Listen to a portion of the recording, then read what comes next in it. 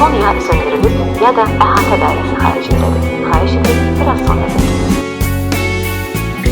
Sevsəm belə məni sevməyəcək 103.3 FM. Ölsəm yenə geri dönməyəcək. Bunu bilirəm.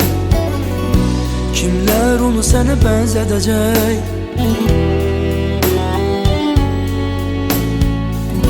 Sevgim ürəyimə zülm edəcək.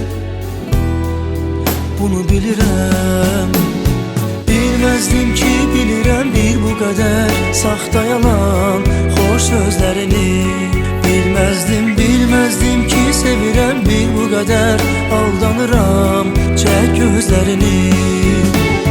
Bilməzdim ki, bilirəm bir bu qədər mənə toxunan əl izlərini. Bilməzdim ki, sevirəm bir bu qədər aldadıram özümü. Göylər töksə lisanını, yağsa yağış yer yüzünə. 103.3 FM. Hicranından yansa ürək, çıxmasa heç gün üzünə. Mən bilməzdim ki, bilirəm bir bu qədər saxta yalan, xoş sözlərini.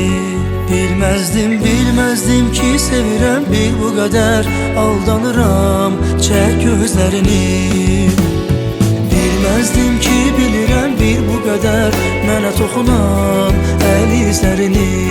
Bilməzdim ki, sevirəm bir bu qədər aldadıram özümü.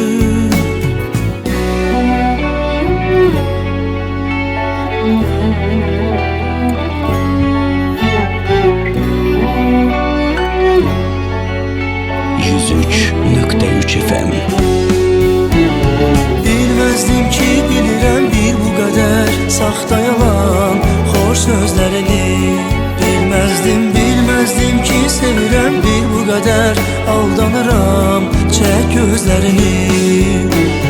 Bilməzdim ki, bilirəm bir bu qədər mənə toxunan əl izlərini. Bilməzdim ki, sevirəm bir bu qədər aldadıram